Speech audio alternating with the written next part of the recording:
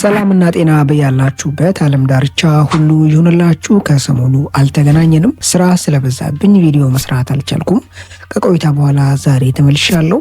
በዚህ ትምህርት ላይ ድንቅ መረጃን ይዤላችሁ መጥቻለሁ። የብዙ ሰዎችን ጤና ህይወት መቀየር ማስተካከል የሚችል መረጃ ነው ይዤላችሁ የመጣሁት። በዚህ ትምህርት ላይ በርካታ ጥናቶች ውደሳና ሙገሳን ያቀረቡለት ስላለው በቀላሉ ስለምናገኘው በቤታችን ስለሚገኘው የጥራጥሬ አይነት እንመለከታለን። ይህ የጥራጥሬ አይነት ለካንሰር የመጋለጥ እድልን በላቀ ደረጃ ከማስቀረት ከመከላከል በተጨማሪ ለልባችንና ለመላው ጤናችን ያለው ጠቀሜታ ከቃላት በላይ ነው። ይህ ጥራጥሬ ማን ነው?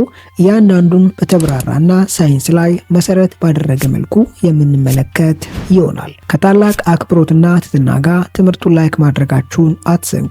የእናንተ ላይክ የትምህርት ብዙ ሰው ጋር እንዲደርስ፣ እንዲማሩበት፣ እንዲጠቀሙበት ያደርጋል። ብዙ ሰዓትን ፈጅቼ ለእናንተ በሚመች መንገድ አዘጋጅቼ ነውና ይህን ትምህርት ወደ እናንተ ይዤ የሚመጣው።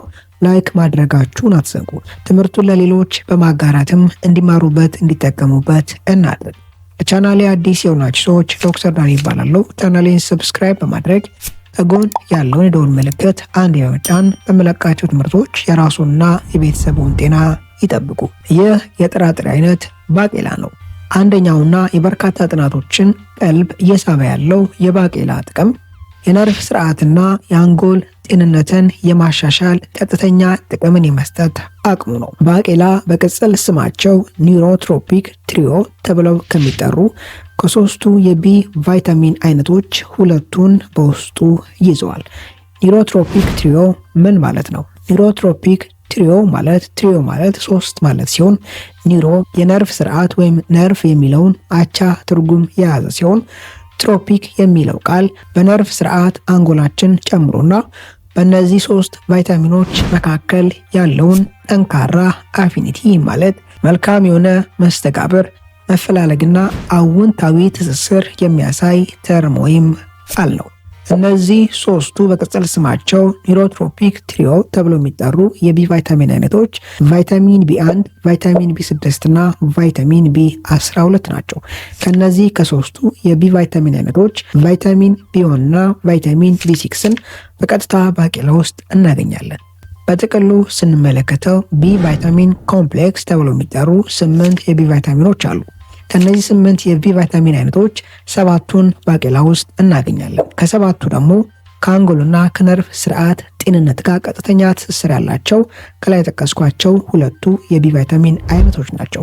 ሌሎቹም ባቄላ ውስጥ የሚገኙ ቢ ቫይታሚን አይነቶች ቤተሰቦች ለአንጎልና ለነርቭ ስርዓት ጤንነት ጠቃሚ ቢሆኑም ከላይ እንደጠቀስኳቸው እንደ ሁለቱ ግን ቀጥተኛ የሆነ አስተዋጽኦ ግን የላቸውም። ለአብነት ያክል ባቄላ ውስጥ የሚገኘው ቫይታሚን ቢ1 የነርቭ ህዋሶች ያልተቋረጠ የኃይል አቅርቦት እንዲኖራቸው በማድረግ ተግባርና ስራቸውን በአግባቡ እንዲያከናውኑ ያደርጋል። ከዛም በተጨማሪ የነርቭ ስርዓት ህዋሳት ላይ ሊከሰት የሚችል አደጋዎችና ጉዳቶችን ይከላከላል።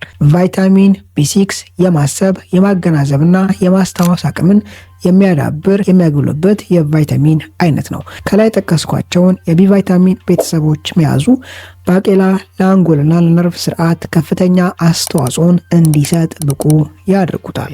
ሁለተኛ፣ ባቄላ የልብ ጤንነትን የማሻሻል ብቃትና አቅም አለው። ይህም ብቃትና አቅም የሰጡት የሚከተሉትን ሁለት አልሚ ምግቦች ንጥረ ነገሮች በውስጡ መያዙ ነው። አንደኛ፣ ባቄላ ከፍ ያለ የፖታሺየም ይዘት አለው። ይህን ፖታሺየም ለሰውነታችን በማቀበል ሰውነታችን ከባቄላ በሚያገኘው የፖታሺየም ንጥረ ነገር አማካኝነት የሶዲየም መጠንን በአግባቡ ሰውነታችን መቆጣጠር እንዲችል በማድረግ በደም ቧንቧ ውስጥ ሊከሰት የሚችል ድንገተኛና ከቁጥጥር ውጭ የሆነ የደም ግፊት ከፍ ማለትን መቆጣጠር እንድንችል ያግዛል። ሌላው ባቄላ በውስጡ በውሃ የሚሟሙ የፋይበር አይነቶችን ይዟል። እነዚህን ፋይበሮች መያዙ አንደኛ ሰውነታችን ከደም ቧንቧ ስርዓት ውስጥ ቆሻሻዎችን በሚገባና በአግባቡ ማስወገድ እንዲችል ያደርጋል።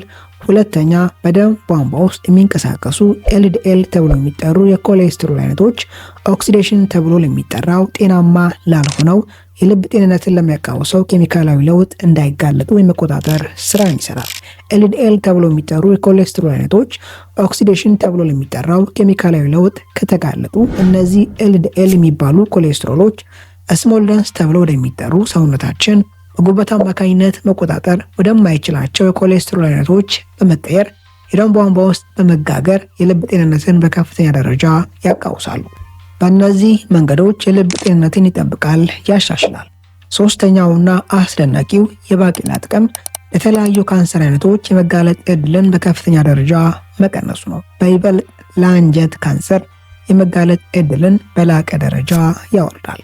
ይህን ብቃት የሰጠው ባቄላ በውስጡ ብዙ ጥናቶች የሚስማሙባቸውን ከፍተኛ የሆነ ካንሰርን የመከላከል ብቃት ያላቸውን አንቲኦክሲዳንት ተብሎ የሚጠሩ የኬሚካል አይነቶች በውስጡ መያዙ ነው።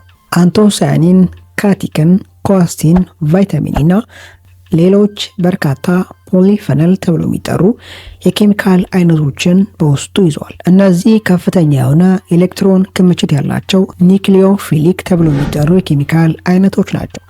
ይህም ማለት በሰውነታችን ውስጥ በተለያየ አጋጣሚ ለሚመሰረቱ ፍሪ ራዲካል ተብሎ ለሚጠሩ ኤሌክትሮን ለጎደላቸው ዲኤንኤ ፕሮቲንና ተመሳሳይ አወቃቀሮችን በመጉዳትና ዳሜጅ በማድረግ የካንሰር ህዋሳት የመመስረት ዕድልን ለሚፈጥሩ ኤሌክትሮን ለጎደላቸው ሞለኪውል አይነቶች ነፃ ኤሌክትሮንን በመስጠት በመለገስ እነዚህን ጎጂ የነበሩትን የሞለኪውል አይነት ኒውትራላይዝ የማድረግ የማምከን ስራ የሚሰሩ አንቲኦክሲዳንት ተብለው የሚጠሩ ኬሚካሎችን በከፍተኛ ደረጃ በውስጡ ይዟል።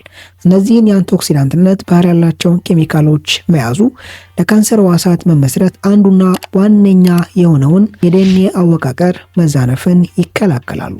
አራተኛ፣ ባቄላ በደም ቧንቧ ውስጥ የሚኖር የስኳር ከፍ ማለትን ለመቆጣጠርና ስቴብል ለማድረግ ያግዛል። የመጨረሻውና አምስተኛው ከምግብ መፈጨት ስርዓት ጋር ተያይዞ ሊከሰቱ የሚችሉ አንዳንድ የጤና እክሎችን ለመቆጣጠር ያግዛል፣ በይበልጥ ደግሞ የሆድ ድርቀትን። ሌላው ግን ከዚህ በፊት በውስጣቸው ከፍተኛ የፋይበር ይዘት ያላቸውን ጥራጥሬዎች ሆነ አትክልቶች አዘውትራችሁ ስትመገቡ ያልነበራችሁ ሰዎች ባቄላና ተመሳሳይ ከፍተኛ የፋይበር ይዘት ያላቸውን እጽዋቶች ስትመገቡ ተያይዞ አንዳንድ ምልክቶችን ልትመለከቱ ትችላላችሁ። ለምሳሌ ያክል ጋዝ ማለትና አንዳንድ አለመመቸት ስሜቶችን ልታዩ ትችላላችሁ። በዚህ ወቅት የምትጠቀሙትን የጥራጥሬ ሆነ የአትክልት መጠን ቀስ እያላችሁ መጨመርና በጊዜ ሂደት እየጨመራችሁ መመገብ ያስፈልጋል። በአንድ ጊዜ ብዙ ጥራጥሬ ወይም ደግሞ ብዙ አትክልት መመገብ ከላይ የጠቀስኳቸውን ጥቅሞች ከመስጠት በተጨማሪ አንዳንድ የማይመቹ ስሜቶች፣ ጋዝ ማለትና ሌሎች ምልክቶችን ሊያሳይ ይችላል። አንድ ቀን ብዙ ጥራጥሬ ስለተመገብን በአንድ ጊዜ ከላይ የጠቀስኳቸውን ጥቅሞች ማግኘት እንችላለን ማለት አይደለም። ዋናውና ሊተኮርበት የሚገባው አዘውትሮ የመመገብ ባህሪና ልምድን መከተል ነው። እነዚህን ጥቅሞች ባቄላን አዘውትሮ በመመገብ ብቻ ለሰውነታችን ማቀበል እንችላለን። በጓዳችን የሚገኘው ባቄላ ከጥራጥሬነት ባለፈ የላቀ የመድኃኒትነት ባህሪ ያለው ለሰውነታችን እጅግ የሚጠቅም አዘውትረን ከተመገብነው ጤናችንን ማሻሻል የሚችል የጥራጥሬ አይነት ነው። በዛሬ ትምህርታችን ላይ ጠቃሚ ሀሳቦችን፣ ምክሮችን እንዳገኛችሁበት ተስፋ አድርጋለሁ። በቀጣይ በአስተማሪ ቪዲዮ እስከምንገናኝ መልካም ጊዜ ይሁንላችሁ ባይ